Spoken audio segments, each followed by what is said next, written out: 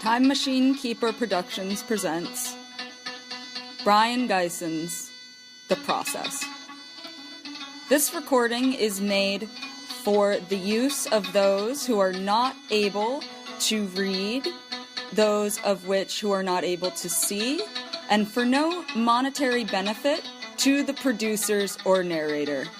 Any monetary gain from this will be sent to whoever owns the rights or should receive the benefits to the Brion Gysin Trust. If this is not taken up, it will be sent to the Master Musicians of Jajouka in Morocco.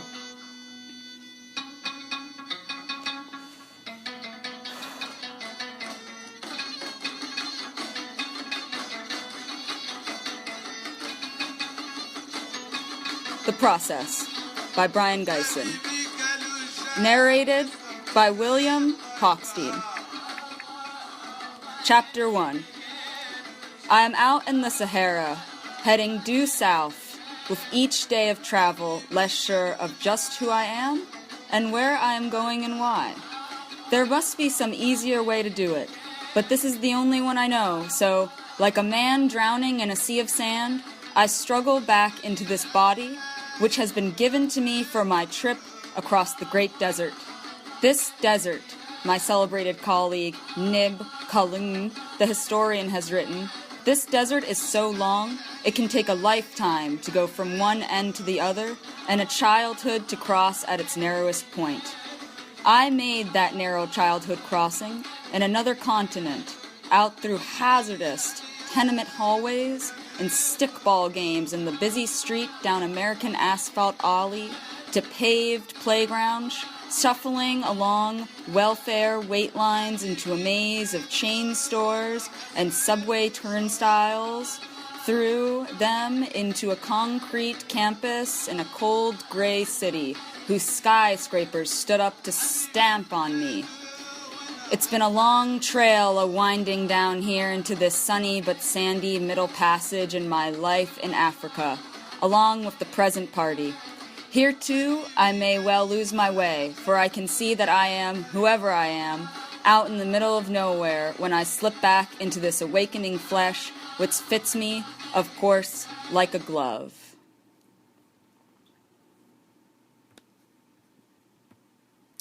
I know this body as if it were a third party, whose skin I put on as a mask, to wear through this land of fear. And I do go in a sort of disguise for, like everyone else out here in this blazing desert, where a man is a fool to show his face naked by day. I have learned to wrap 5 or 6 yards of fine white muslin around my head, to protect the mucus in my nose and throat against the hot, dry wind. All you can see of me is my eyes. For once, I look just like everyone else. No need for me to open these eyes. I know what's out there. Nothing but the very barest, stripped illusion of a world. Almost nothing. Nothing at all. Bundled up like a mummy, I huddle here under my great black burris, a cape as big as a bag for an animal my size, shape, and color.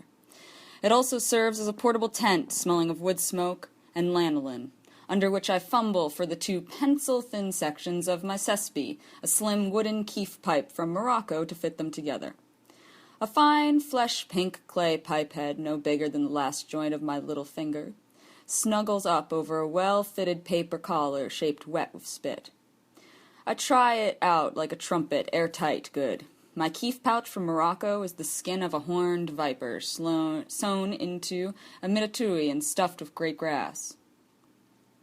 I check with my thumb the tide of sharp, fine, chopped green leaf which rolls down its long leather tongue, milking most of the keef back into the pouch. What remains, I coax into the head of my pipe, with the beckoning crook of my right forefinger. A masterpiece matchbox the size of a big postage stamp leaps into the overturned bowl of my left hand, riding light but tight between the ball of my thumb and my third finger. I make all these moves not just out of habit, but with a certain conscious cunning through which I ever so slowly reconstruct myself in the middle of your continuum, inserting myself, as it were, back into this flesh, which is the visible pattern of me. Yet, I know that this whole business is a trap, which may well be woven of nothing but words, so I joggle the miniature matchbox I hold in my hand in these masterpiece matches, and here chuckle back what always has sounded to me like a word, but a word which I cannot quite catch. It could be a rattling Arabic word, but my grasp of Arabic is not that good, and no one, not even Hamid, will teach me what the matches say to the box. I hold the box up to my ear as I shake it again, trying to hear what the box stutters back. If I remember correctly, Basilides in his game reduced all the names proposed by the Gnostics to one single, rolling, cataphonic, Sillanic word which he thought might well prove to be a key to the heavens. Kala, kala, kula, kala, klua, kala, kua, kala, kura, kala, krua. Can the matches match that? I love these little matches brought back in Tanja. Each match is a neat twist of brown paper like a stick dripped in wax, with a helmet-shaped turquoise blue head made to strike on a miniature Sahara of sandpaper slapped onto one side of the box. Matchbox is clapped onto the claw of left thumb and middle finger. This indifferent clapper proves sudden saddest if it rams poor Matchbox back into himself with little finger of right hand clear up his ass. Little finger holds him impaled, preferring a drawnful of identical matches to Caliper, who solemnly select one brother, pinch him tight. Matchbox is closed with a small scraping sigh against the heel of right hand. Little finger withdraws from the rape to help snub poor Match against the backside of his box, striking and exploding his head.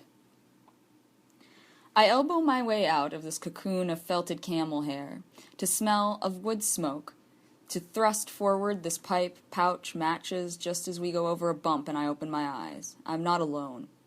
We are 5 passengers in here, where we should be only 4 in the blistering metal cabin of this truck, whose hot red diesel is housed in with us too. 2 seats on either side of it are called first-class transportation, while third class is out in the back on top of the cargo of stacks beneath a crackling jalopin. In the front seat, driver, who looks like a chipmunk with a toothache because of the way his sloppy turban hangs under his chin, crouches down the wheel like a real desert rat. Black Greaser's number 2 man has been playing a long, windy tune on a flute made of a bicycle pump, and a bump nearly rams the flute down his throat. And an ominous vomiting man, like a doll leaking wet sawdust and slime, flops out the far window car-sick, while here, right beside me, clamped into my seat, while we are not in the air, is middleman stowaway. We rise shoulder to shoulder, and I hope he lands back on the diesel and burns. He's risen up in the air without losing his crossed-leg Sufi saint pose, as if it were to show me he knows how to levitate. I shoot up my own dusty eyebrows at him, as if much to say, so can I, but he glares at my pipe with all the baleful velocity of a carnival bird. He feels I pollute him with my keef smoke. Too bad. We both drop back onto the seat. I paid first-class transportation for these broken springs, no need to share them with him. Yesterday or the day before, or one of those days, back along our trail, he suddenly jumped up from behind a bare dune in the middle of nowhere, flagging us down. I'd spotted him up there ahead of us and just said to myself, is that a man or a bush?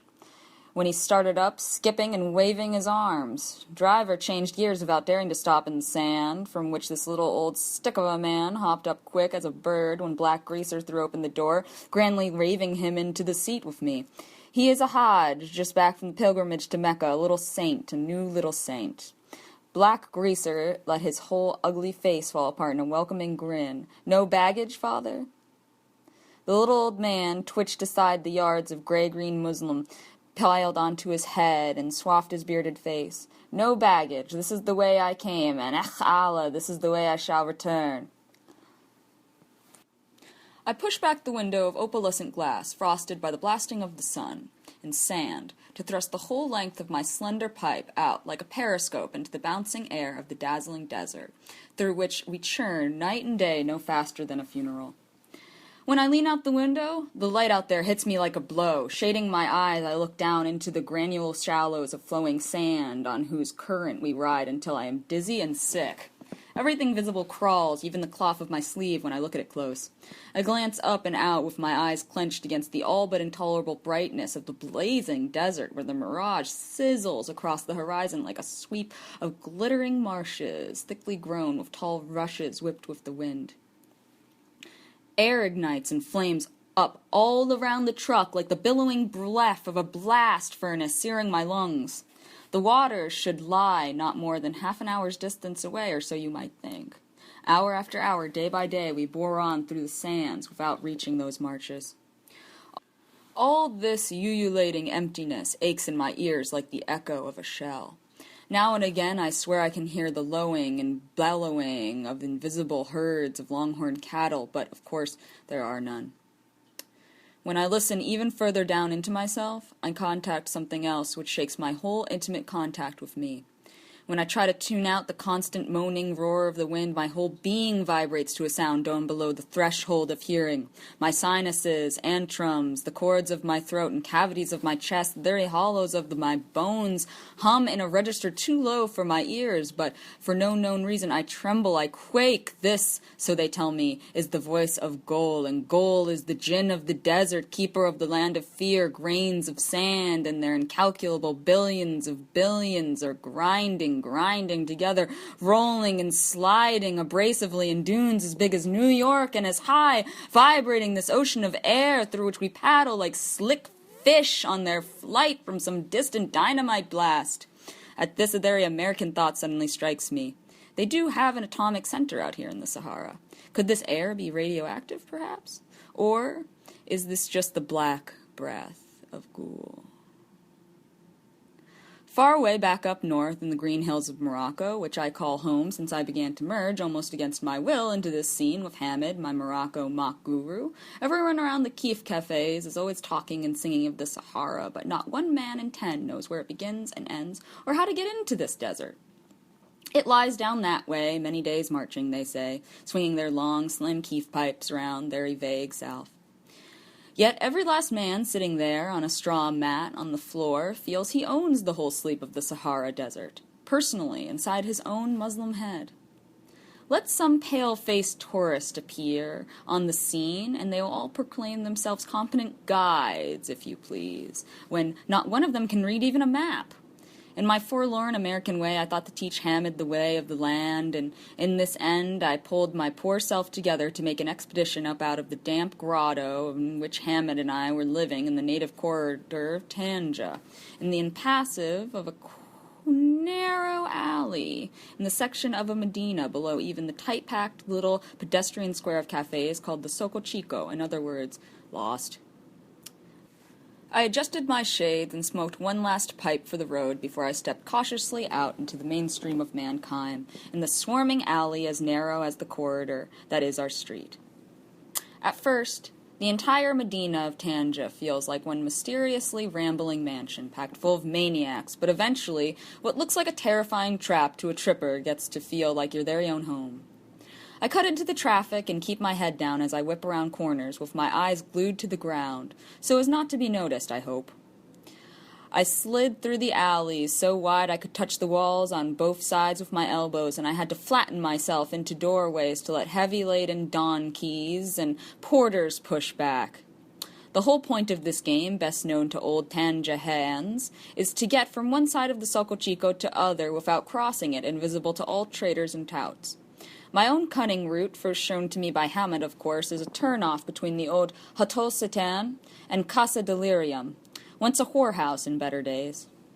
This way you can bypass not only the Soco Chico, but also steep Sanjin Street, running up out of it, lined as it is with neo-lit bazaars swarming with tourists and tramps. I meant to drop by the American Library on my way up to the boulevard in the new town of Tanja, but when I caught sight of myself in the mirror in a shop window, I thought, better not. I managed to make myself look a little more human before I got to the Café de Paris in the Place de France. I drew up in front of a raggedy man who sells raggedy books on the street.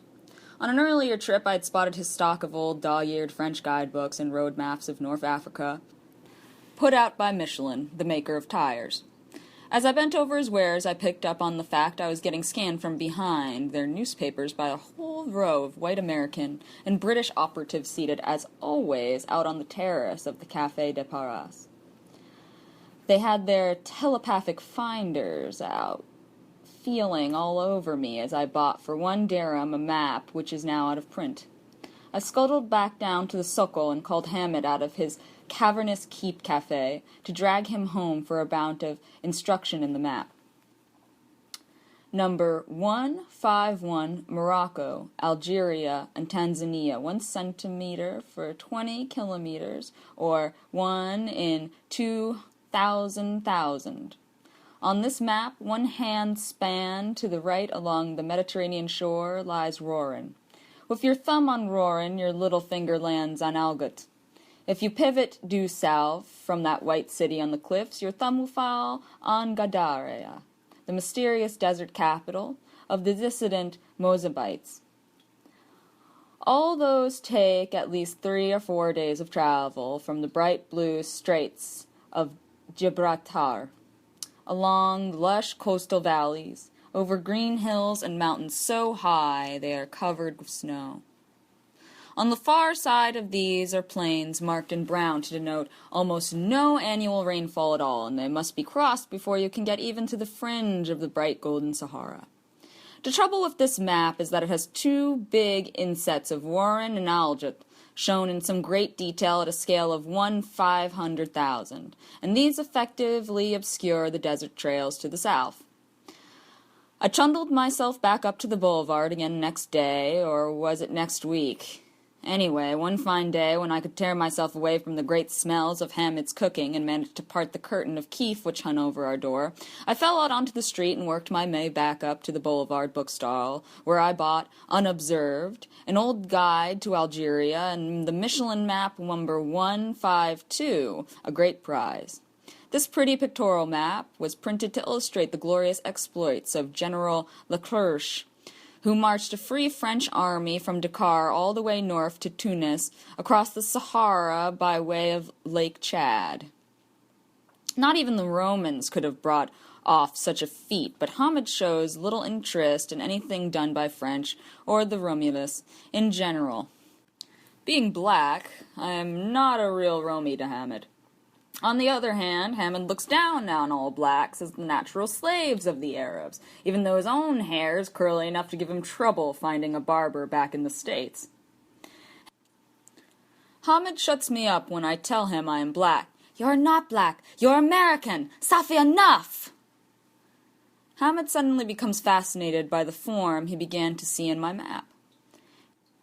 He pointed out that the Great Desert is in the shape of a camel, stretching its neck right across Africa, from the Atlantic to the Red Sea.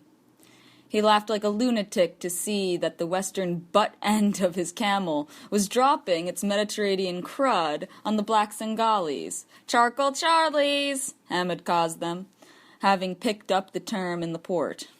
The head of Hamid's camel drinks its fill in the sweet waters of the Nile. The eye of the camel, naturally enough, is that fabled city of Mars, where the Arab movies are made and all the radios ring out all over the streets paved with gold. Us poor Nazarenes call the place Cairo, for short. Suddenly, somewhere down on the lower middle belly of Hamid's camel, about 4 knuckles north of Kano in northern Nigeria, I doused out a big carbuncle. With no more warning than that, my whole heart rushed out to this place, which was pictured as an outcropping of extinct ash-blue volcanoes jutting up out of the bright yellow sands. I noted that the whole area was called the Hogar, and it seemed to boast only one constantly inhabited place, whose name I made out to be Tam. I was truly surprised to hear myself calmly boasting to Hamid, as if I were American Express, "I'll be in this place here, this time next year." "Ach, if God wills," Hamid corrects me, automatically, and then, as if he were indeed the consul of Kiev who was sending me out on this mission, he went on, "I'll get them to cut you a green passport of Kiev to see you through everything. I'll see that you get the best of the crop from Kedama, and I'll bring it down from the mountain myself with the blessings of Hassan-I Sabah, the father of grass. On your way you're bound to run into some other assassins." "But Hamid," I laughed, "I'm not an assassin at all." "We're all assassins, all of us," he gravely replied. When the time came, I found myself settling back in the train leaving Tanja, gliding slowly along by our magnificent deserted beach on the Straits of Gibraltar. "So I'm off," I sighed to myself in my cold first-class compartment. Just then, Hamid, who I have not seen for more than a week, swung aboard with all the fine acrobatic ease of an old contrabandista. With a big golden grin, he waved my passport under my nose, a parchment sheep's bladder as big as 2 fists, packed hard as a rock, with the pick of the crop from Ketama, high in the hills of the Rif. We tried a few pipes of the pot, as the green winter landscape of northern Morocco picked up and flowed past the window of our train. A few happy hours later, Hamid dove off the train outside of Kebir before we got to the station. "No money, no ticket, I travel free!"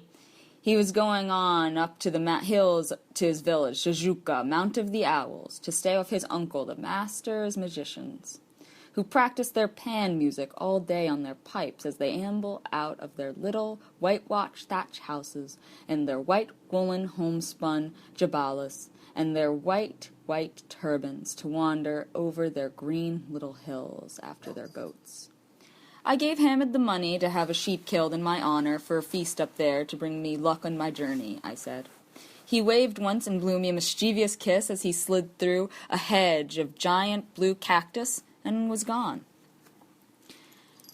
We just sat in Kib for a long hour in the rain, which I spent fending off children and steaming wet rags who lounged through the train selling green oranges, used razor blades for, and I know, reclaimed chewing gum, and their not very appetizing selves. At long last, the train started up again with a jerk, and we soon slid off into the night. But it was hours past dinner time when we finally staggered into the junction at Sidi Karim, where I learned to my horror that I would have to wait several bleak hours in the dingy station, which the station master was even then shutting up, turning off all the lights but one feeble bulb outside in the rain.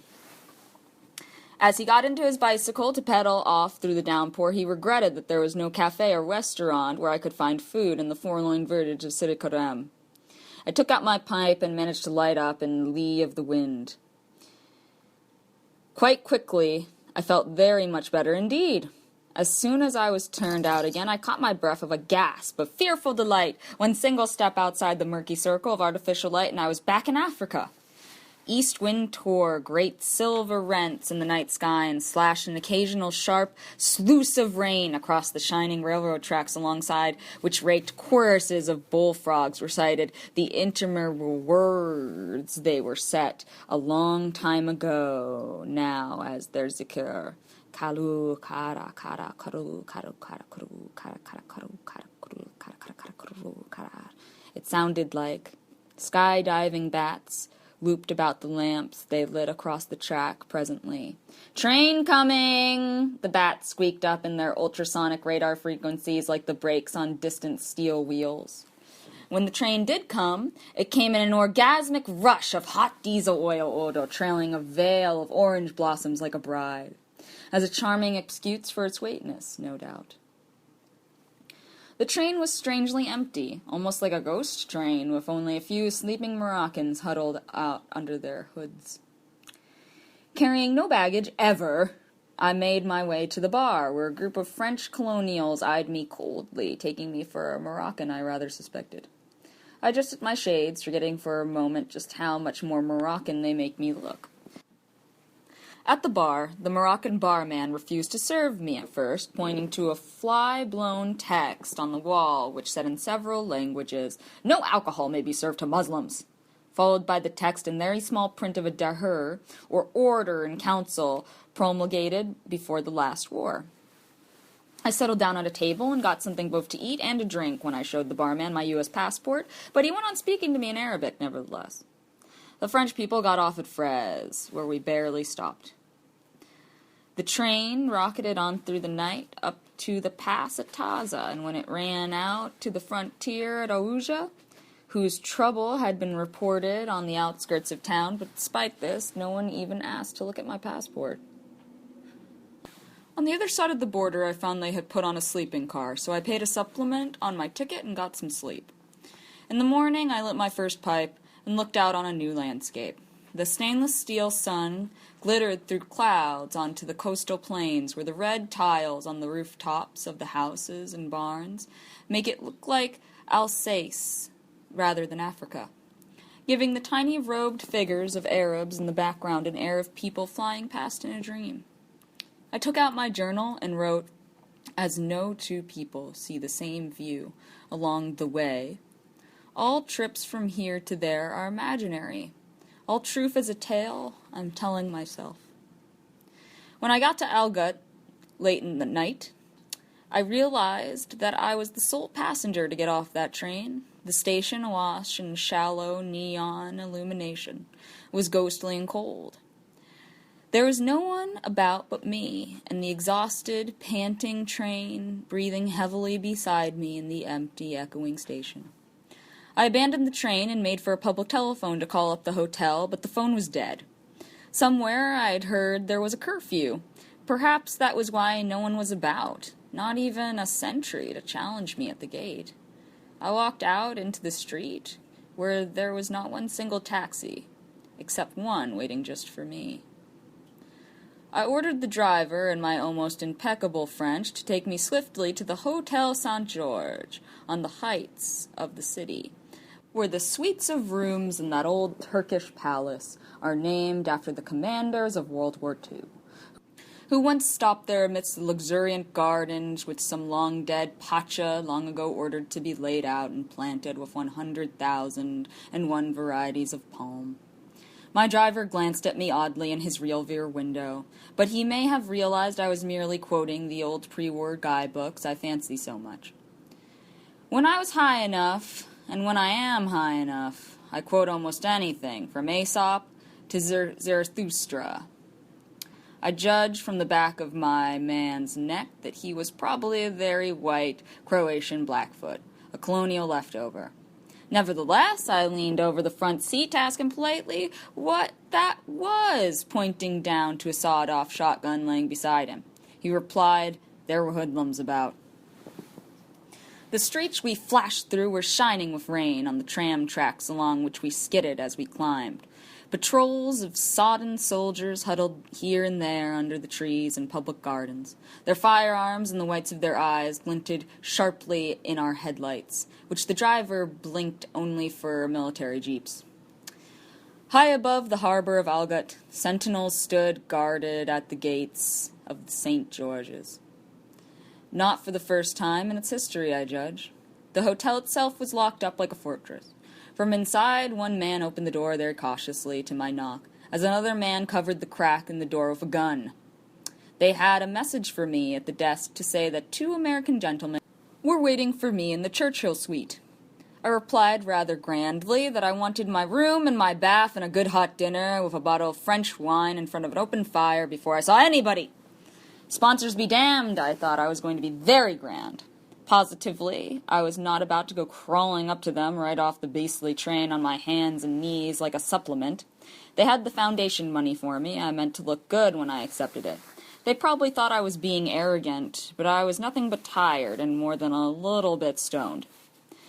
As I lay back in my hot bath, I giggled. It was awesome, the matter-of-fact way Hamid had taken my magical flight. I laughed aloud at the confusion of terms.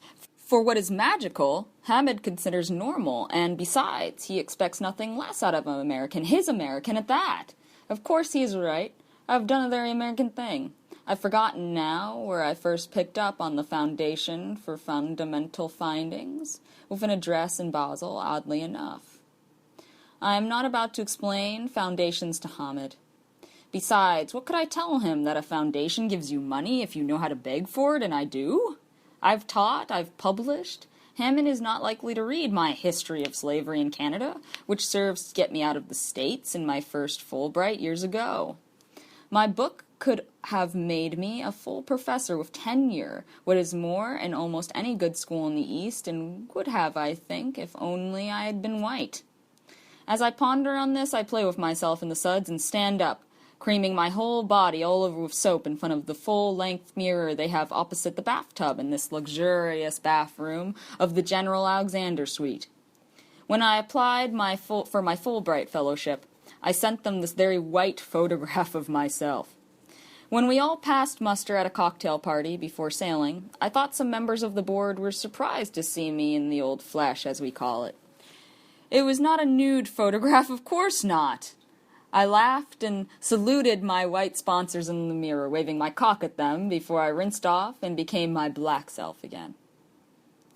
I have been told that Fulbrights are already a legend in the grim groves of American academe, since so many of us are still drifting around the world instead of returning to teach. What could I possibly teach anybody, since I have found out how little I know?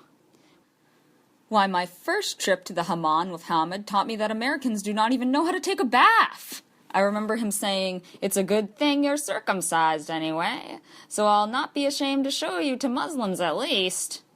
I tried to follow the ritual he showed me as I kneel in the spacious tub of the hotel and rinsed my mouth out, using only my right hand, which serves me also to eat. My left hand I use only to swab myself after toilet, and I never put it in the common dish, no matter how carefully I've washed. I step out of the tub to drape myself in a giant-sized white towel, posing in front of the mirror as Alexander the Great. I figure out all these old generals must be regular narcissists if they need these big mirrors to try on their armor. I wonder what kind of bathroom my sponsors must have in the Churchill suite, and I wonder if they are busy bathing each other as Muslims were do, or are they just sitting around dressed and listening to the radio waiting for me? Then I struck a very grand Roman pose in front of the peer class. I am the great benefactor endowing poor scholars, paying both parts, playing both parts. I am throwing off my toga to grovel naked at the grand benefactor's feet. I am the newly Mahometed slave who has worked out his indenture to the great libraries of Alexandria. I slobber ecstatically over the benefactor's invisible hands and feet, nearly pissing myself on the floor out of sheer gratitude. At that very moment, I hear the hotel servants moving about in my room, so I jump up to make sure I'd locked the bathroom door. A very nice terry towel bathrobe was hanging on the back of the door, so I slipped into it. I tied up my towel into a towering turban around my head and strode back to the mirror. I felt much more like the Pacha ordering his slaves about than the poor, stoned, wandering scholar I am, waiting for a handout from a foundation such as the one to which I have obviously just sold myself, as they like to say. In my application, I sold them on the idea that it would be of interest to someone with my background to cross the Sahara, taking advantage of commercial transport as far as the village of Tam in Turin country. From there, I would strike out back down the old slave trails of the Sahara, which are still being used by the nomads. I will continue down, right down to the slave coast, as it used to be marked on all the maps printed in Europe, because all of Europe was engaged in the slave trade. I intend to find coastal steamers to take me around the big bulge of the continent, stopping along the way at all the old slave markets as far around the hump of Africa to St. Louis and Senegal, north of Dakar. One thing I neglected to tell the foundation when I applied is that I have left not one foot back in their world, as they think, but a mere fading footprint. This foot I put forward into the Sahara is already firmly implanted in this African world, where my guide so far has been Hamid. I wonder where Hamid is now. One Arab hotel servant was on his knees, lighting the fire in my drawing room, while another assisted him. Two slightly grumpy young waiters, who looked as if they'd been booted out of bed, wheeled in my meal under the direction of a head waiter, while a wine waiter followed him in, nursing the wine, which he set to warm in front of my fire. A fat Arab chambermaid, looking like an animated sack of potatoes wrapped in an old lace curtain, waddled around aimlessly looking for my bag to unpack my clothes. "This is the way I came, no baggage!" I barked this out in my best imitation of Hamid's crude country Arabic. They all looked rather horrified and incredulous, as they speak a quite different Arabic here, but they snapped to attention all right. You can't treat me like a tourist, is all I was telling them. I settled down to eat my shrimp salad cocktail and was revolted to find under the spicy pink sauce mostly wet lettuce and nameless whitefish. I waved without words for my porridge and my bottle of Chateau Latour 1952. Finding it corked and gone a bit thin, I waved it away and back to the cellars for another bottle. I thought to myself, man, oh man, if I could only show this to Hamid. He would know it was all an illusion. After he and I were living in a leaky 2-room house without inside water in the middle of Tangier only last week. A tall, dead, black Sandinese waiter came in with another coffee, all dressed up like the head eunuch of the late Pach's harem. I had him bring me back the Solmer with a large snifter of poree and asked them to turn out the lights as they went. I sank back into my chair to the firelight threw my colorless poree in the belly of the glass. What I saw made my hand tremble, for I was thinking of my journey, of course, and there I was in a bright red movie of fire which was being shown like a miniature chibi on the convex side of my glass. I peered into the fire, where I saw myself like an ant in a torrent of ants, being whirled along by the wind on a burning leaf like a litter or pelican, all in flames, carried on the shoulders of a streaming throng of naked people, themselves all in flames, who ran me along through a country on fire, in which trees, grass, and the very sky were blazing around me. We rushed through a river of fire, down which we paddled to an ocean of flames, where I ran up the red-hot iron ladder of a fireboat. Under those grated decks burned a seething, white-hot cauldron of whites. In the flaming red wind we sailed like an arrow from one burning port to the next fiery town, on which we slept down to stoke up our ship's boilers with a sizzling stream of white colonials who flared up and burned like a gem or the core of an atom exploding. I rubbed my eyes, shivering. It was cold in my chair as the fire died away. A second later, I shot up, almost out of my skin, utterly startled by the sudden preternatural racket of awakening birds, all screeching at once in the palm trees outside my window. When I looked out, it was morning. 2 days later, when I had bought a rucksack and a little gasoline Primus stove, I said thanks and goodbye to my sponsors, with my hand over my heart. That is where, along with my U.S. passport, I always carry my money. I caught a very early train out of Algut, up country to Blida, and that afternoon I rattled through the high mountain passes to Baghari, on the rim of the Sahara where the train tracks end. There I caught a bus to Jafara, in the bare metallic mountains of the Alud Nali, a tribe of tinkers whose women are prostitutes, loitering around like painted idols, suggestively clinking with lucky gold coins. Long after dark, I changed to the back of a burlet truck in a rising sandstorm. In the hours after midnight, we passed through La Gnata, where the French painter Formatin was the first white to spend a summer more than 100 years ago now. He mistook that one idyllic oasis for all of the Sahara, while we barely stopped there at a filling station under some palms whose ragged heads were whipped down into the driving sand. The yellow headlights of our truck trailed out a sunny tunnel through the roaring streets of the town as we bored our way back into the thick of the Sahara. The wind scourged the tracks we followed, tracking across a vast, howling plain, until several hours later we landed in the lee of the long walls of a desert Cavasahari.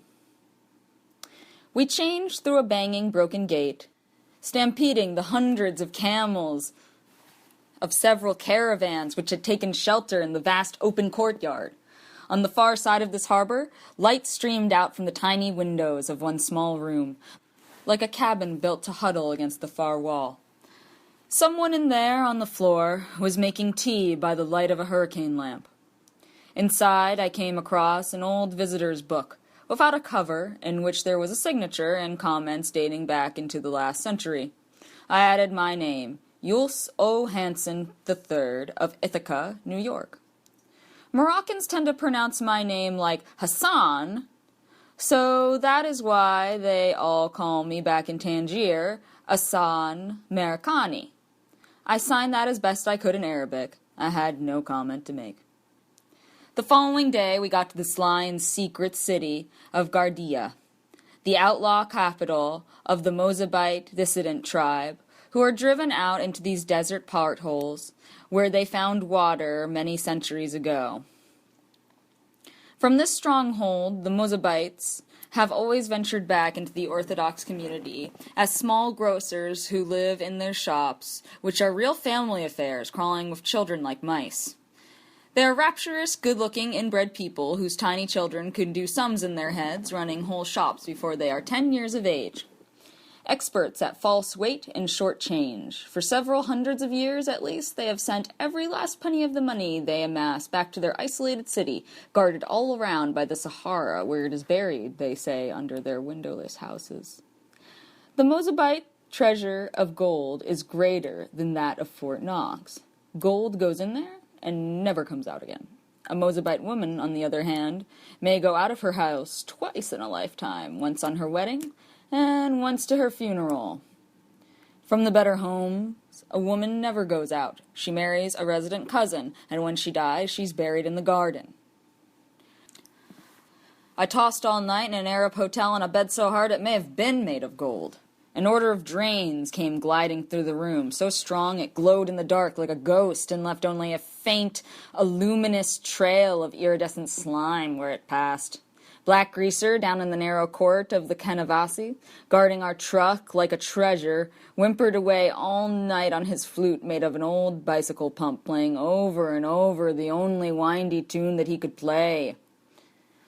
Oh, I got a galza in Gardia. She's rich and loaded with gold. I want to marry her, but her father says no. Oh, we'll buy a diesel, my love. I swear they hung 300 millions in gold on your neck, but you can't move out of that room. We'll purchase a diesel, my love, with the gold, or we'll cross the Sahara and never come back. In the morning, I went out in the cool, bright air, just after dawn, to find the whole city already afoot doing business. In their handsome, open-aired marketplace, half as big as San Marco in Venice, but with whitewashed arcades, I bartered my GI boots, field jacket, and worn Levi's for sandals, baggy sole pants with embroidered pockets, and this fine black burris, which has made me feel invisible here since it first draped over my shoulders. Shyly, I bought veiling, 5 yards or so of fine muslin, to wrap my head and face against the dry desert air and the bite of the sun. Since then, I go automatically more and more deeply disguised through their country of fear. The silky, surreptitious silence of the Sahara starts in Judea, where every soft footfall is shod in sand. A hush hovers over everything like the beating of invisible wings, beneath which one hears the incessant hissing of the desert. Men and even women speak softly, knowing they will be heard. When desert dwellers meet, they stand off a few paces to whisper sibilant litanies of ritual greetings, almost indistinguishable in sound from the rushing of stiff cloth, as they bare a lorn arm to reach out and softly stroke palms. They exchange long litanies of names, interwoven with news and blessings under a spell of loosely knit identity is thrown all over generations of the faithful like a cloak. And ye shall drink water, no wine, neither shall your sons forever. Neither shall ye build houses, nor sow seeds, nor plant vineyards, but all your days ye live under tents, that ye may live many years in the land where ye sojourn. Everything cracks with static electricity, as if one were shuffling over a great rug. Everyone in the Sahara is very aware, tuned into great humming silence through which drones the sound of an approaching diesel from hours away.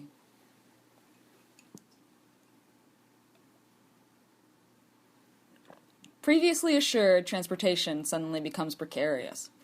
We all sat or lay around in the shade of the tree which stood becalmed in the shallows of some new time barrier.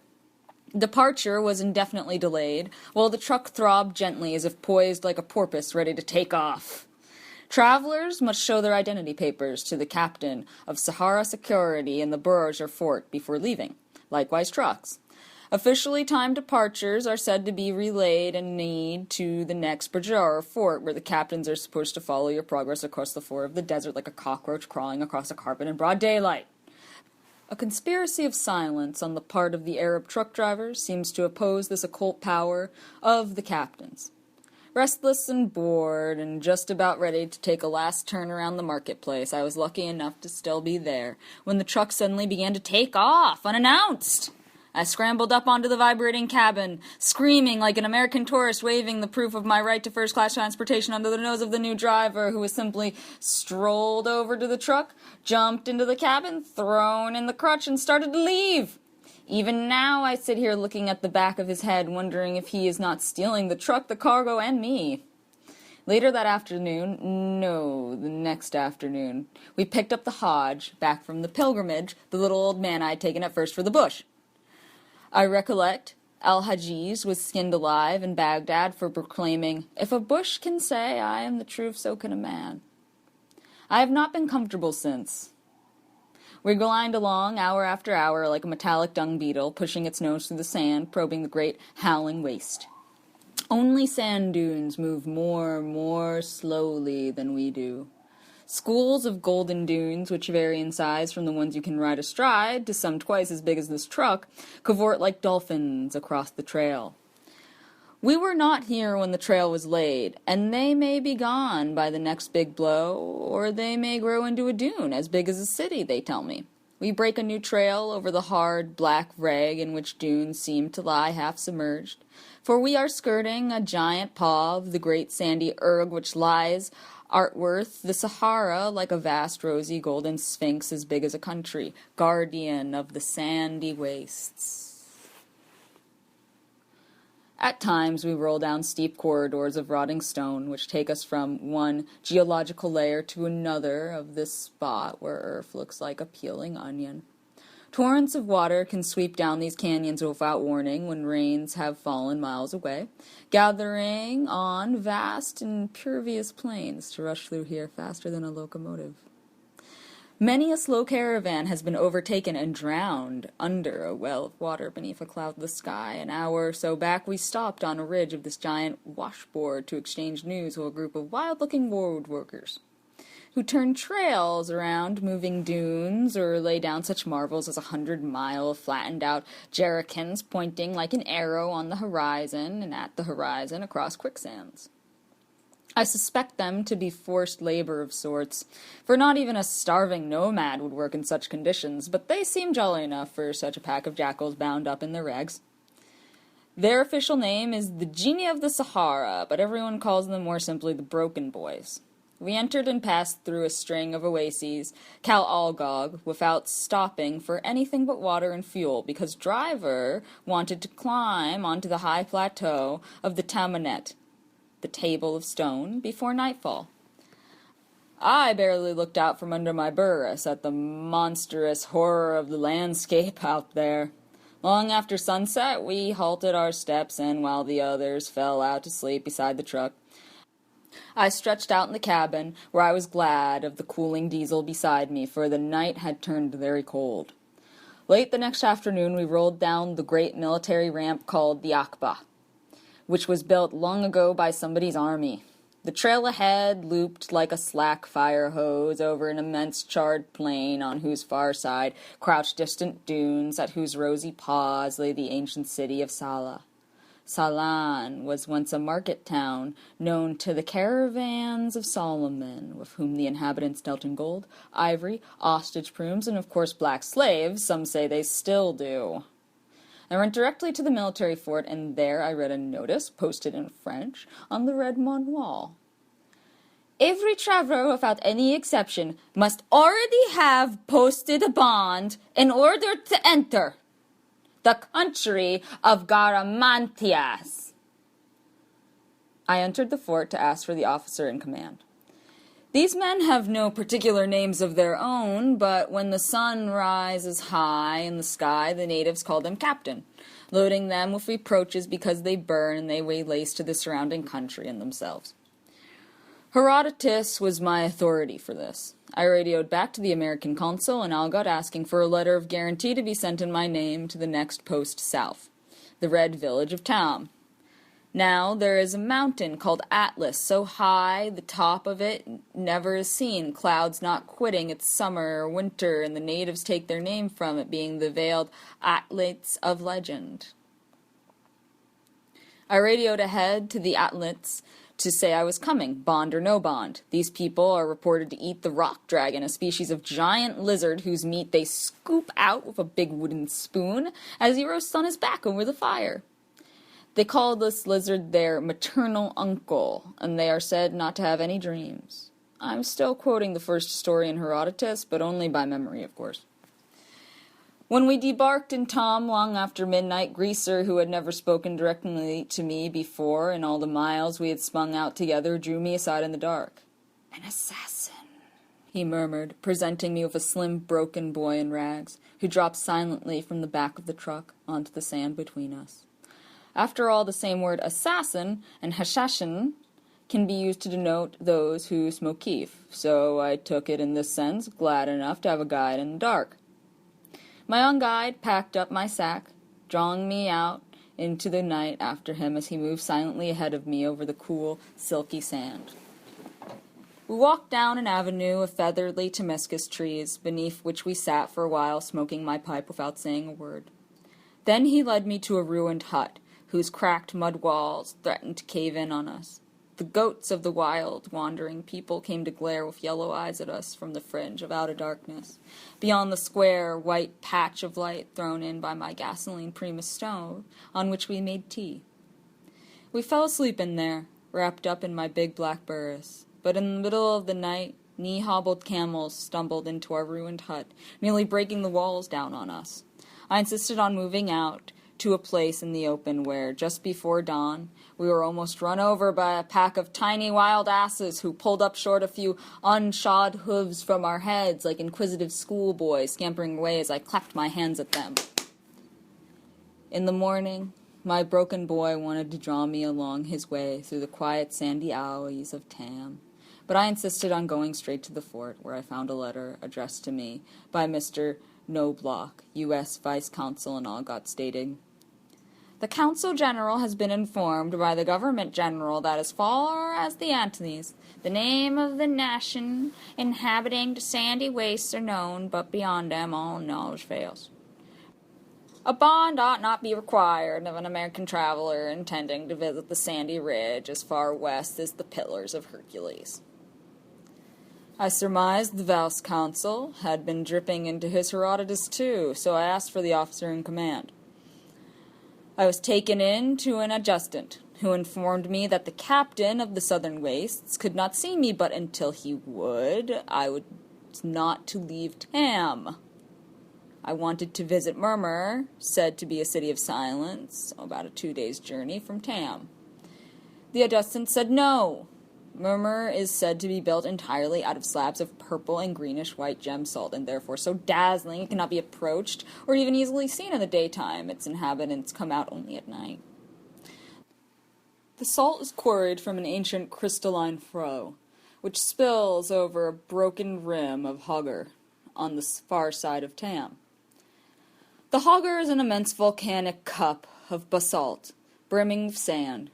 Its jagged rim rises nearly 10,000 feet into the milky sky against which it can look peacock blue or vermilion green. It stands on an eternity of absolute desert, infinitely attractive to those who know those glittering wastes. Far, far to the south lies the broad savannas, the shimmering grasslands where naked black men of infinite beauty and dignity herd their lyre-horned cattle. Beyond begins the brush and the forest throbbing with drums, the jungle through which broad, calm, dangerous rivers confront you right down to the sea. I walked out onto the bright morning through the silent village of Tam, whose one broad avenue of white sand bordered by gay green tamarisk trees, from the red mud fort to the red mud marketplace, built by the captains in Sudanese flamboyant style. No wheeled traffic moves except by direct order of the fort. Down by the waterless Udud, blue-veiled men were barracking camels, black men were loading them. I asked for the master of the caravan, intending to go with them, when I heard they meant to leave before nightfall. At that moment, a uniformed runner from the fort came up silently over the sand with a coiled whip in his hand to inform me that I was to speak to no one in Tam and that I must move into the hotel before noon under pain of the captain's displeasure. All Americans of whatever color must sleep under roofs. I shrugged, thinking I could shake him off, but he fell into step behind me, dogging my footsteps so that no one would speak to me or sell me anything to eat in the market. I allowed him to herd me into the hotel, which turned out to be a one-story building of red mud, splashed around the doors and windows with whitewash. I brushed through a curtain of big wooden beads, stepping directly into a dark room where, behind a primitive bar, the Syrian manager lay drunk on the mud floor in a puddle of urine. Several sullen black boys were skulking around, so I ordered them loudly to wake up the white man, who opened his eyes and struggled up on one elbow, staring at me dully. I bent down to help him, but when he saw the color of my face in front of him, he suddenly hurled me on a hunting knife with a 6-inch blade. The knife struck me flatly and clattered harmlessly to the beaten mud floor. Startled, I asked him, "Do you know me?" involuntarily speaking in English. He sat up and demanded my papers.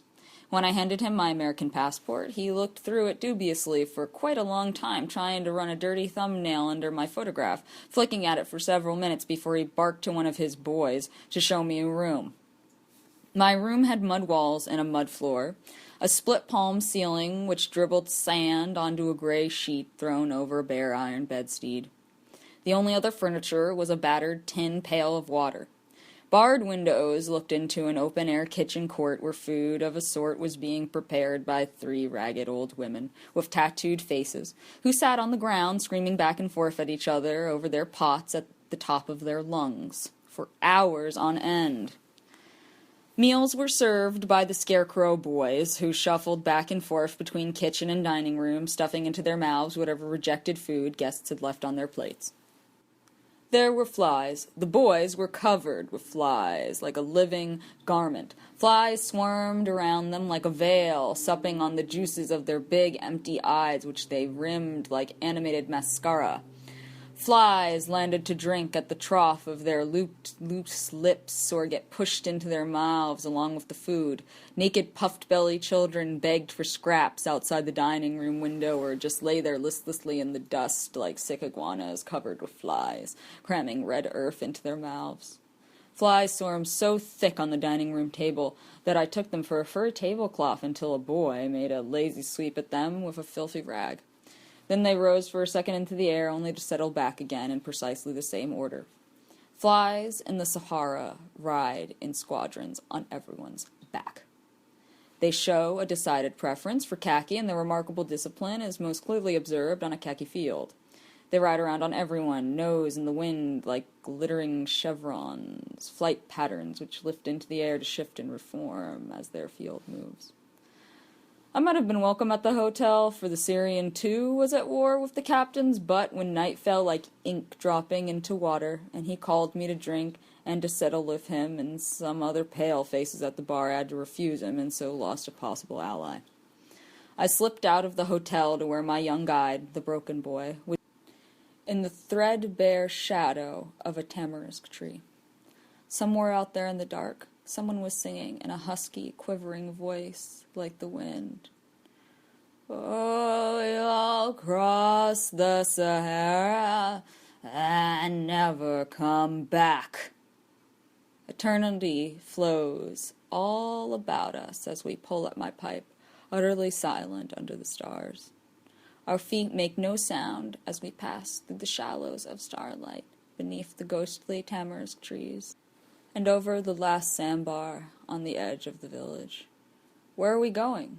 To the Sahara, he whispers in my ear, with one arm about my neck. I can hear the pulse jump in his wrist. Suddenly and inexplicably, There is a rough mud wall under our outstretched palms as we feel our way to the door of this compound out on the outskirts of town. Somewhere within, somebody plucks at the strings of an instrument. The player runs up a shimmering, chromatic scale, and as our lips break apart, a quick fire of atomic thorns bursts up, snapping on the other side of the door. Through the cracks between the boards, we can see into the African compound glowing red in the firelight. When my little friend softly raps out a rattling code on the door with his knuckles, I hear with a smile the same chuckling words the masterpiece matches say to one another. And to the box. Animals are stirring in there. Someone is shuffling across to the door. My companion is gone. Eskun, who are you? They ask from inside the door. And I hardly know what to reply. Who am I indeed? Someone I think I must know, and who surely knows me, has opened the door and stands there with the firelight behind her, inviting me in. This black witch shape against an orange background of fire is familiar to me since the dreams of my childhood, and the sensation becomes more and more overwhelming as she flaps up and down, bowing me into the compound, dancing in front of the flames. I step into an abode courtyard of sculptured mud, the color of a burning rose, glowing like African flesh. Dear little donkeys and a baby camel turn to blink at me from under a palm-thatched manger. Mothers and grandmothers sit smiling around the fire. Everyone who has ever loved me is here. I am in Africa, home. I bow, and we softly stroke palms, murmuring greetings and blessings from the distant hills and plains. A door is flung open to my right, making me blink in the sudden diamond-white glare, so many times brighter than firelight, which streams out from that room. Holiness shines out from a chamber as bare as a Sahara shrine. Singer is there, sitting cross-legged on a golden straw mat, with his big, full-bellied gimbri of lute he cradles like a murmuring child in his lap. A tiny, carbid cancri map whistles and flares, illuminating the room less than his smile. Where he sits, the ground is a throne. Singer's giant shadow leaps up the red walls behind him, overwhelming the light in the room as he stretches out his arms, bending over the lamp on the floor to welcome me, drawing me in. The wings of his cloak extinguish the lamp for a second. Just the time to whisper in my ear as he embraces me. Dar karati karkret, in darkness the path. I set my sandals neatly on the smooth floor of white sand at the foot of an iron army cot, with its sheet drawn tightly for inspection, the only furniture in the room. Hanging high on the wall over an empty, monumental fireplace sculpted in red mud is a rifle, no other objects in sight. My place is beside Singer, on the woven straw mat to his right facing the door. I throw back my burnous to pull out my parchment bladder, packed hard and as big as 2 fists. With some little ceremony, I pull and slowly unwind the thong at its neck to show him the emerald brass of Kamata, my passport. His eyes and smile widen. Allah! He breathes in a voice almost as deep as Gul's own. From the depths of the unlit fireplace, he drew out a span of bamboo as thick as a cane and half as long, onto which he fitted a clay bowl as big as a briar pipe for smoking, packing it full of my keef. We smoked the first pipe together in absolute silence. Hearing the brothers arrive in the courtyard, Singer clapped for them to come stumbling in, slipping off their sandals in the sand, murmuring greetings and blessings as they shuffled up one by one to snatch kisses from my lucky hand before settling down in a ring. The big pipe was stoked and lit by Singer, who passed it around the full circle instead of letting each man finish his much smaller pipe as we do in our chapter at home. I was only mildly surprised. Some of those present had come 3 or 4 weeks by camel across the Sahara to be with us that night. In such scattered communities as these, small divergencies creep in. The pipe passed and passed again. I knew they had never smoked any keef like this before. Without thinking, some of the brothers began to recite. With a smile, because I am not really one of them, I drew slightly out of the circle to let the singer slide them into a more intricate pattern of words. But he arrested them all with a great clap of his hands before anyone could start to profess. Abruptly they stopped and rose to their feet as 2 latecomers slipped into place. Singer, their master, stepped into the center of the circle as the brothers joined hands. I remained in the corner, seated in their leaping shadows. They stamped and swung hands in order to catch up the rhythm, and then they began jumping and shouting in unison, Allah, Allah, Allah. Exhale in all the first syllable. Inhale in the second it becomes Hala, ha, hala, and then ah, and at last, the cylindrical rattling word of our zikr, the pair of unvoiced aspirates, our key and our link, what the matches say to the box. When the master raps out a command, they all go into reverse. The dancers stop jumping. Exhale, knees bent. Inhale, straighten up. Then they stand still while they jump with only their chest. Inhale, a sharp glass ball on the and exhale at 1 grade lot on the From 60 paired strokes to the minute, they dropped to about 45, 8 minutes for each. It is always advisable to have one brother outside the circle to act as an assassin or guardian who can pick people up if they fall too soon and put them back in their place. Singer moved about the inside of the circle, looking sharply into the eyes of each brother as he strummed rapidly on his gimbri. When he bent down to where I was sitting, I gave him a quick lift of my chin to indicate 2 brothers who were faltering, and he jumped back to switch up them in line. Outside the circle again, I began clapping my hands as Hammond instructed me back in Morocco, but Singer shot me a flash of distress, for suddenly, one after another, the brothers stepped forward with eyes completely revulsed, crying out in rapturous told bliss, exquisite pain thrilling along on one nerve. I left off as he caught them up to pull them along as he knows them best, on the strings of his gambri, with one hand strumming, too fast to be seen. Beyond that, when the word of our zikr was opening them up, they entered into a state where they bark or grunt from the very depths of their entrails. It is a very curious animal sound, brought up from the solar plexus. I've heard something like it made by ecstatic women worshippers in storefront churches back in the States.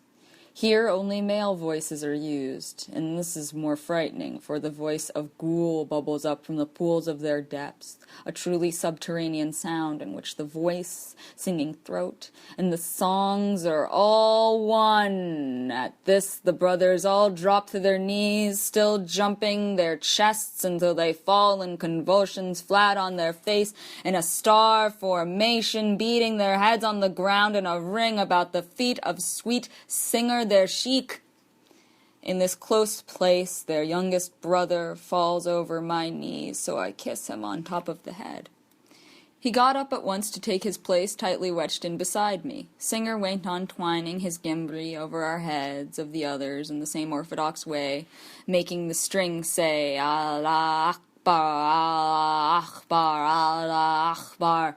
God is great, God is great, God is great. Over and over again until they began to sit up, wiping the sweat out of their eyes, the foam from their lips.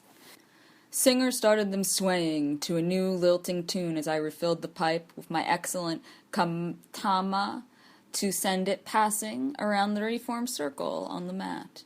I told youngest brother I had come further across the great wastes of the world than he, from beyond a great river of salt called the Atlantic, which runs away in the sands to the west.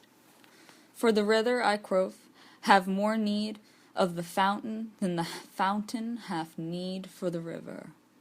I am that river, running away on your Afriquite shores, where from your lips tonight, dear brother, I've heard the fountain well up.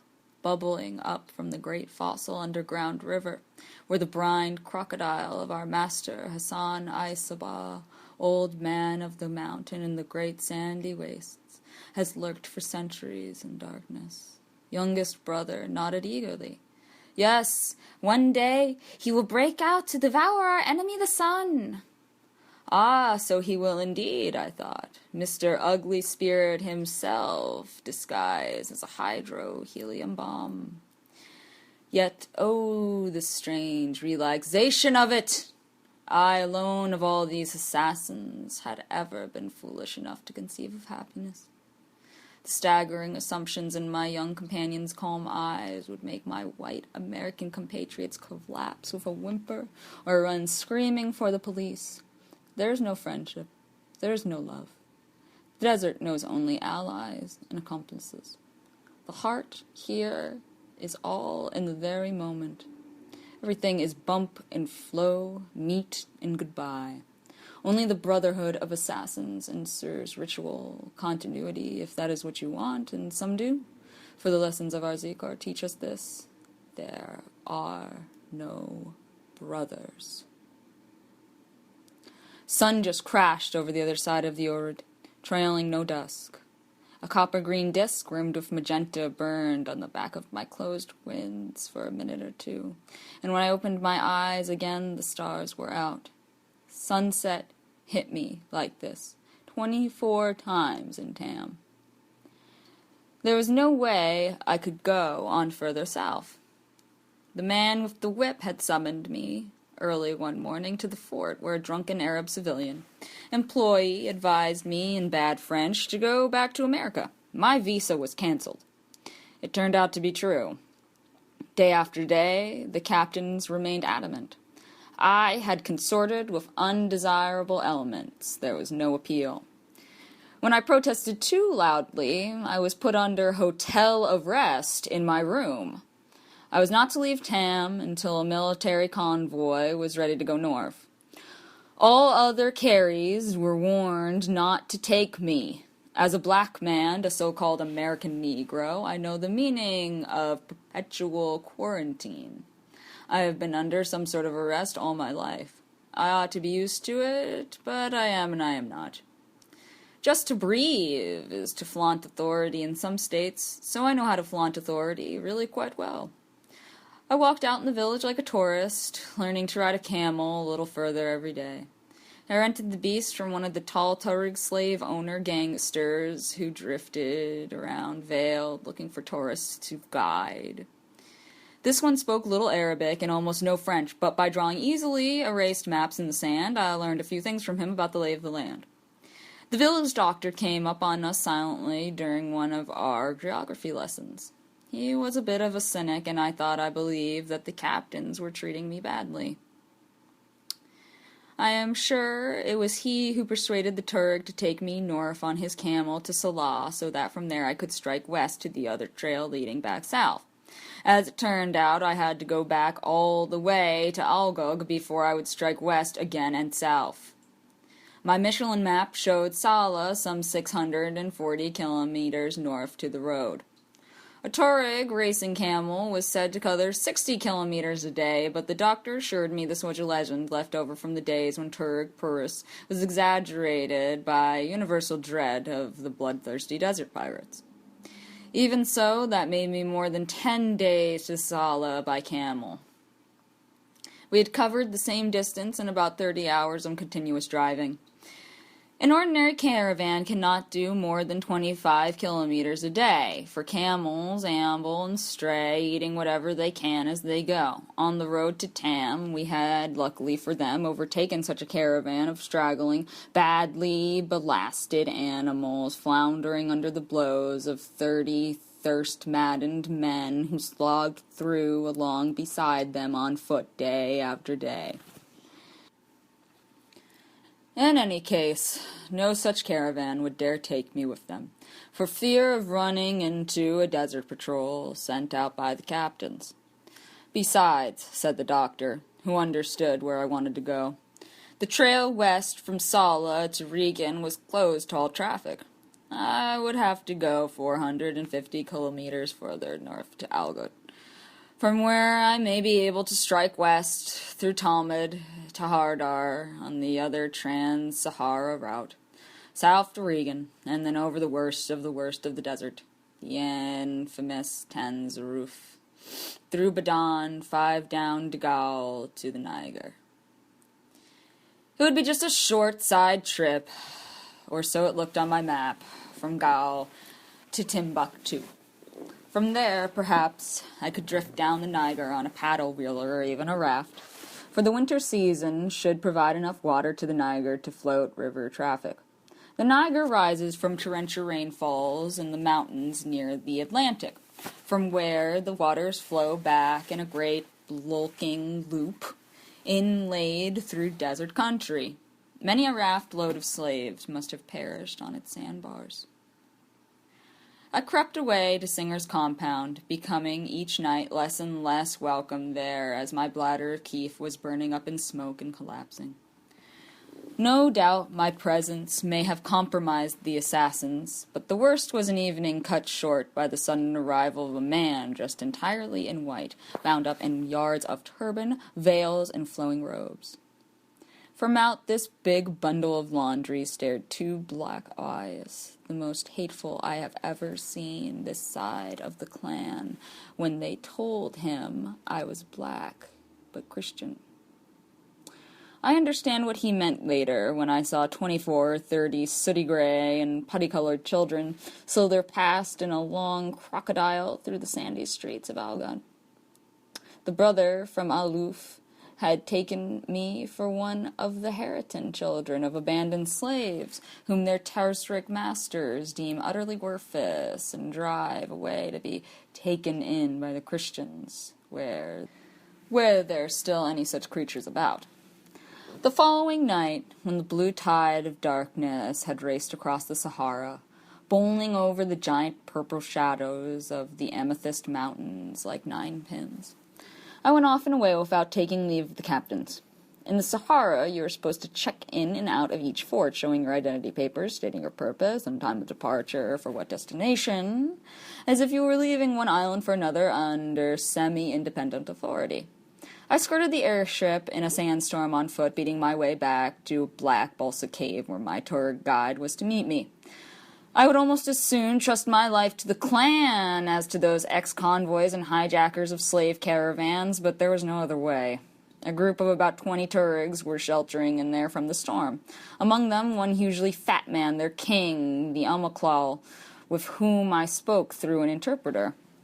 In his presence, they stripped me of my gold class ring and my watch and the old-fashioned straight razor I carry as presents, even before we discussed their terms, which were cutthroat. When the storm died down a little bit, some of them went out in search of their camels, and I lay on my back on the sandy floor. I noticed a fine prehistoric fresco on the ceiling. Its ochres and blacks were still lively under a glalis, which looked so like a recent varnish that I was foolish enough to ask the fat king if they knew who had painted it. Too disgusted to translate the stupid question, the Arab interpreter snapped, "Women's work!" I laughed to myself for a while, but the hours dragged on so that I had begun to wonder if they'd already sold me to the fort when my man came up in the dark night with the camels. I mounted and rode away behind him in the dark. The next days went by so quickly I could hardly remember them. We were mounted on 2 giant camels, more like yachts under sail than 4-footed beasts. The first part of the trail was all downhill through volcanic moon surfaces landscaped, which fled past like painted stage sets, or, as I rarely looked up for fatigue, a nightmare series of absurdly old-fashioned surreal lantern-slide pictures projected on the curtains of ale or almost solid with wind-borne sand. We paused to catch our breaths in a circular valley like a tar barrel 500 feet deep, into which we led our bulky protesting camels through a bunghole in the stone drilled by the wind. We stopped for a moment to admire the white sand floor of the balsat barrel set out with thorn trees, which had been so clipped by passing generations of camels that they looked like a topiary garden designed around a gigantic chunk of black stone, some as a truncated skyscraper, which have fallen from the cliffs to be sculpted by the blasting of sand into statues of monsters 100 times bigger and more astonishing than those of Barmarzo. The valley looked and felt old and evil. As we mounted our camels, my guide pointed with his whip down to the old arrangement of white boulders, about twice as big as a man's head, on which we had been sitting. The stones looked whitened, as if they might have been bitten by the acid from a car battery, perhaps. From the height of our saddles, they formed a pattern of letters to be read from the air. S-O-S. 7 Romnis, said my guide. 7 Romans? I asked in surprise.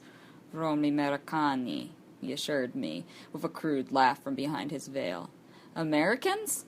He pointed again with his whip to a message spelled out in stones on the ground. I could believe it was English, for I was able to make out the letters forming the word they. The word, if it was a word, occupied my imagination many hours and many days. For if anyone was to leave his last message in the Sahara, surely he would begin by I, or even we. Why they? From the last high black gate of the Hogar, we looked out over the great seas of sand, across which I understood we were to run with our sagging waterskins banging away at our knees, tied to the pummels of our excruciatingly uncomfortable wooden saddles. We would have to make a big circle around most wells for fear of running into a desert patrol, darting in quickly to fill our skins with water, leaving as little trace as possible of our passage. I realized how hopeless this was when the Tuareg read tracts which he claimed were 20 years old near a wall, which is rarely visited because it yields in the past years only a trickle of bitter water the color of urine. It must have been already dry when this last caravan before us got there to find no life-saving water for their valuable merchandise, which they had abandoned and changed to Paris on the brink of the dry, deep well. Nearby, the wind had uncovered a mass grave, dug shallow by a desert patrol sent out by the captains, presumably. Almost certainly not by the Arab traders who left their slaves here to die while they ran for the next well. The skin of a black child had been dried, tanned, mummified, abandoned there in the hot, dry sand by its young owner like a broken doll. My tall Tuareg, laughing behind his veil, played a quick game of football with some dried heads still covered by enough parchment-like skin to make them grimace abominably. He dropped several of them neatly into the dry well. It was a long time before they hit rock bottom.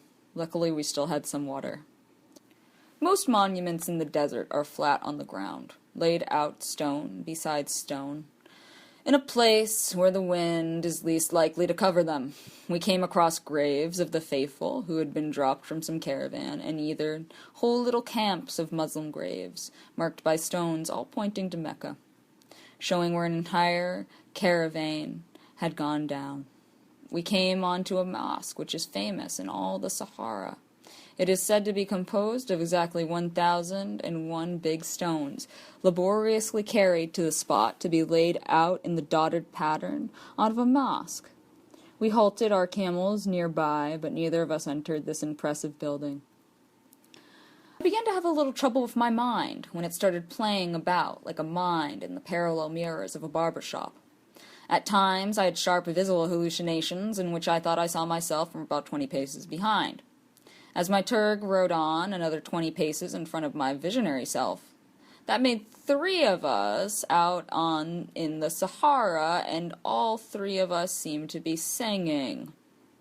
I could tell which one I was only when he would stop singing. Then I knew I must be the one who mumbled old hit parade songs to drown out the monotonous horror of my own thoughts. I hated the song the Tuareg sang so much that at times I found myself imitating him until my throat ached.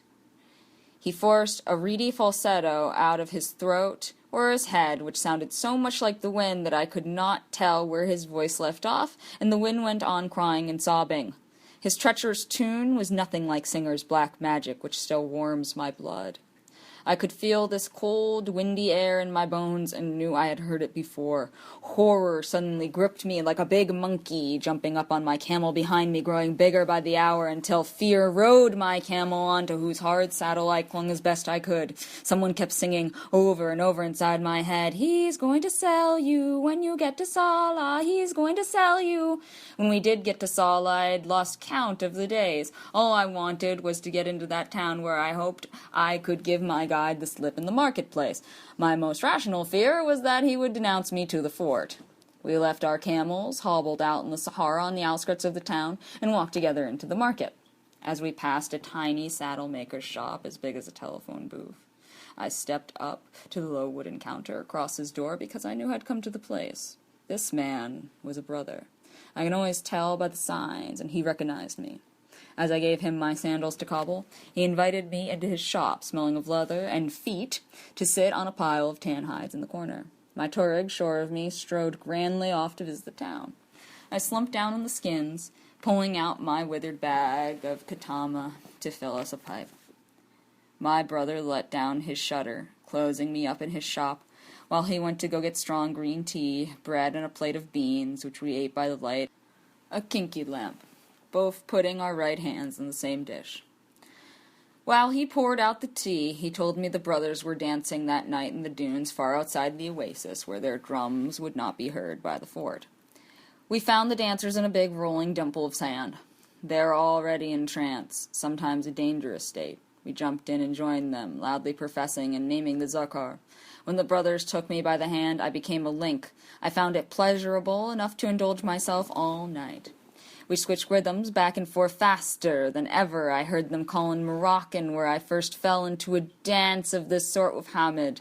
Here no one knew who I was, and there soon neither did I. Our bare feet drumming on the hard, hollow sands made the dunes rumble and thunder beneath us. May well have been dancing over a Farar, one of those many thousand miles of underground waterways which the sedentary people of the Sahara have drug throughout the long centuries of their survival since greener days to bring water from miles away under the sand. Many thousands of specialized slaves died digging them, and even now many are lost when the Fagara they seek to repair caves in on them.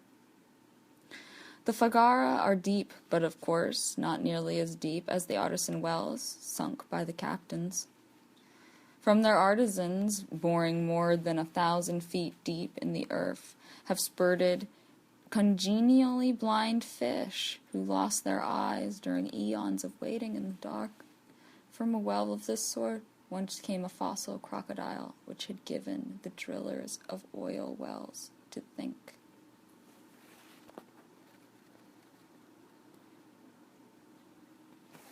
As we danced all night with the Sahara vibrating beneath us, I felt through the chain of brothers in the usual manner, following the usual procedure, but finding none as inviting as youngest brother in Tam. I ventured outside of the circle.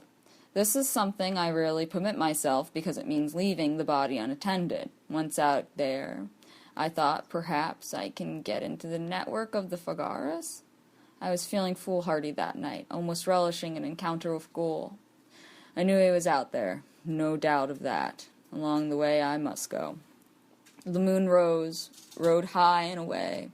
Some brothers began falling to the ground in fits of possession. 2 guardians called asas rode about leaping gargle of dancers, having made themselves deaf to the zikar. When anyone fell, they ran up to thrust a stick up a bit beneath his teeth, while they reached into his head with their slim, indigo-dyed fingers to fish out his tongue before they dragged him up close to the drum.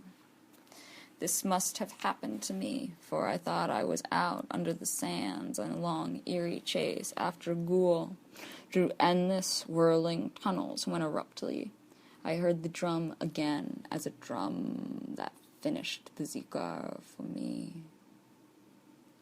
I found myself laid out on the sands under my burris, not at all sure where I was for a time.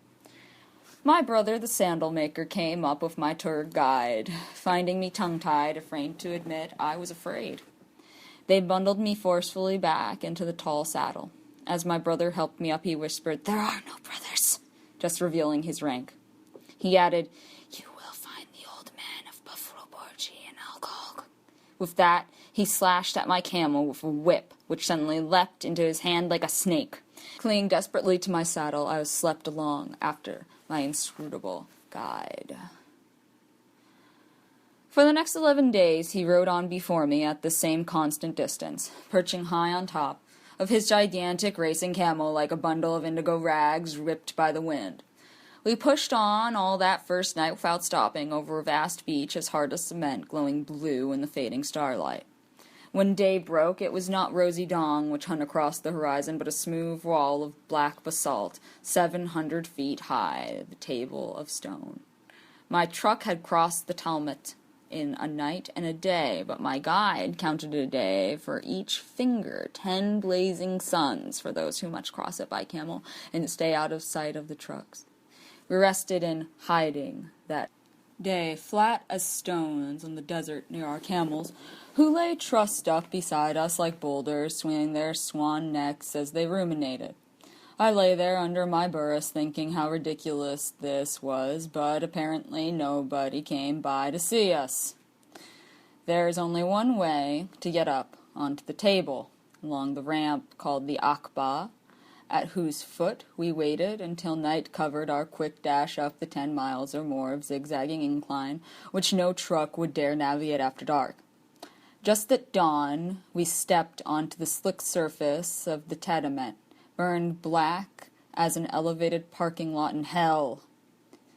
A dusty trail for trucks took the easy way across. We had to take the other. I had caught the trick of the saddle by then, so I could ride all day, reading the only book I carried in the hood of my black burris, that odd report by our brother, in Khaldun, the historian. The great desert, according to him, is life. No one can tell which way he has come into it, for the wind covers his tracks as he moves, and the prospect looks in all directions as no man had ever traversed it safely before. There are almost no animals but that winsome rodent, the dancing jerboa or gerbil, and the fox-like fennec who hunts him. No bird-song is heard. This land consists of shattered mountains, rotted valleys, and shifting bare plains, and an infinite variety of desolations. There's nothing at all to eat, and travelers are not allowed their own dreams. Ghul is the master of the Sahara, and his abrasive voice moves the traveler in the very fiber of his being, for Ghul's voice roars out like an endless pasture of camels, but it is only the hollow and disembodied wind grinding together the infinite and never-to-be-numbered grains of sand. When a man rides by night through the desert, he often hears voices, and sometimes they may even call him by name. Hassan is an easy name for the wind. Calling upon him, the voices may make stray from his path, so he will never find it again. Many, many travelers have been lost and so perished. Even by daylight, a man in the desert may hear these siren voices or the strains of musical instruments, the fainting, the dancing voice of a flute or the rattle of drums on a sandy defile, as if some army was coming over the crest to fall upon him and his camels. Many a traveler has been led away, or has fled only to die of thirst. Through the endless, echoing silence comes, like the song of an ant, the faraway grinding clatter and throb of a diesel, or sounding more like the swarming of wasps, the whine of an old oil driller's rig, but that's only an illusion. Many, many have fallen victim to this last illusion, for it too is part of the mirage of which all travelers speak, but few can explain. All day long, under the white, hot, silvery tinting of the sky, we advance through the country of fear. We march in the eye of the mirage, with the dancing and swooning horizon a full wavering circle closing us in. Heat bellows up out of the ground like the breath of a glass factory rolling out the mirage. Mirage is that quicksilver stuff you run through with your car on the rise of a macadam road in midsummer, but here on the desert as out in the sea, the round swell of planet Earth is your rise in the road. You and your guide and your camel, or you and your diesel, are shrunk down to the size of an ant, dragging a straw, only smaller. The watering eye of the mirage is the great show of the world. On its dazzling, round screen, you assist at the creation and destruction of the world in flames. This overwhelmingly present act of erosion, scurrying and pulverizing the landscape under your eyes, throws up a demoniacal vision of glittering marshes forever just out of reach. But this is neither water nor fire. Perhaps it is a vision come through eons of time, back into the unthinkable past hundreds of millions of years, into that long mosaic afternoon when the protoplasm fumbled with blind fingers through boiling hot shallows on the baking shores of a planet which cooled. Your camel suddenly lets out a terrible bellow and roars off to take a deep gulp of the stuff. When you get your camel in hand again, there all of a sudden are more of those piled up stones. Who can be piling them up? Black disc, neatly balanced on a big white stone, carries 2 red blocks topped by another white stone, round as a ball, on which stands a blade of basalt to twist into a spire, and it does. Mirage bends the air, throwing out long veils to catch up those stones into one little show. While you look, the stones swell into a fortress seen from a distance, a citadel with turrets and towers. No, it is a gaudy temple of Shiva, somewhere in Hindi, and now it falls back again into a pile of stones as you approach. The Sahara is a place of running shadows, but no shade. Other white stones are scattered about. Out of the corner of your eyes, you catch them jumping up quick as snipers to drop down again, changing place. White turbans and burnesses, the color of sand, yes, of course, these are snipers, and wherever you look, there is one who has you in his sights, and at sunset they fire off a shattering volley as day is done. The stones burn all day in the sun, and when night falls, they are so seized by the sudden cold they crack and scale off razor-thin shards of basalt which have become this endless, fathomless heap of broken black bottles we cross. So end the terrors of the day, and now the terrors of the night begin. Contrary to what might be true otherwise or elsewhere, the terrors of night in the Sahara are easier to bear. All day long, I can hold the snipers at bay only by being totally aware of each one. My being is drawn up tight as a bow. The terrors of the day are the terrors of the mind. At night, I know the stones cannot shoot me, for they are not my assassins. It is Ghoul who is putting me out of his desert at the point of a stone. Another nightfall, which, with its by now familiar rattle of gunfire, reassures me. I lay in the lee of my camel to unstring the bow of me, chuckling a little in sympathy with the animal's ever so justified moans and complaints. The desert fires off a last broken volley of exploding stones, and I laugh. Do they think they are chasing the sun? I shiver under my stiff black burnous, scratching the itch of the sun from my skin. Sun collapses down in the west like a blazing balloon and is gone. The black rack of night, frosty with stars, clamps down on the great desert and me. Now is the good time, so I pull out my pipe and rattle the matches.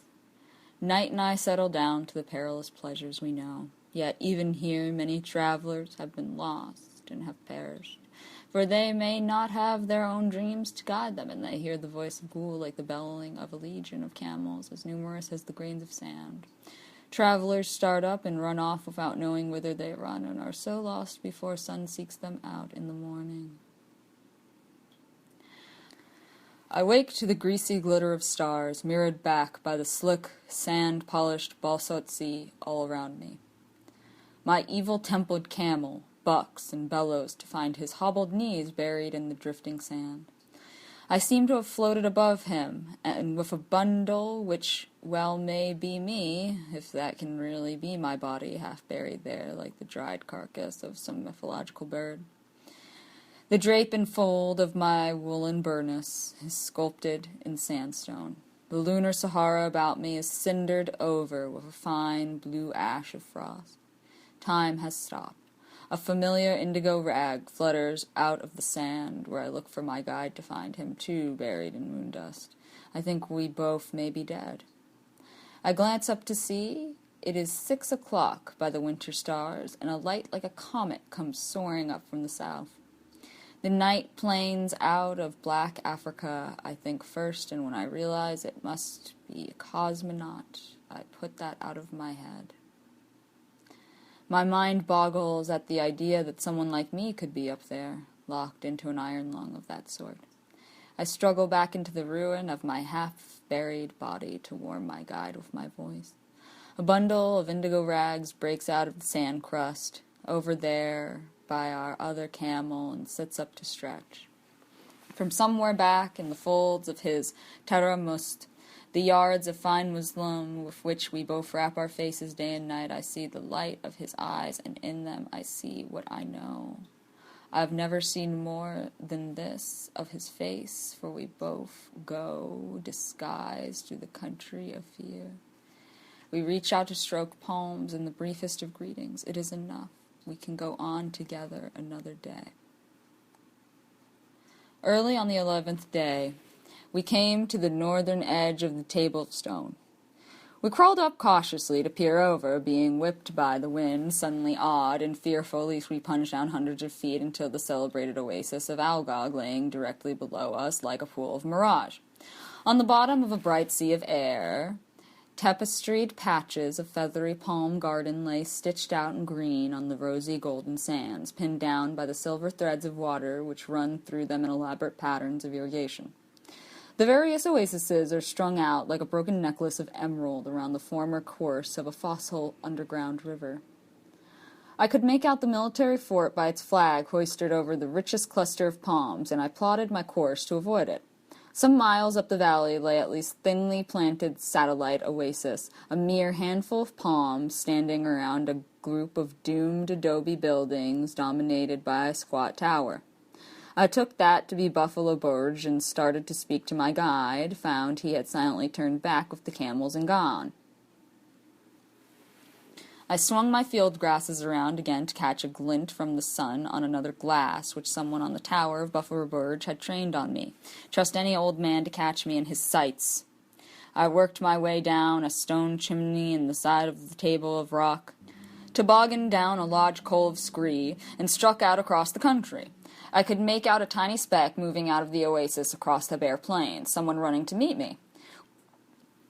Within the hour, Saint-Denis' Mr. Barragoux came up babbling officiously, ambassador-wise. He wore a bright leek-flowered Hawaiian shirt over baggy black sarouel pants, and he smelled of sour red wine, even at that hour of the morning.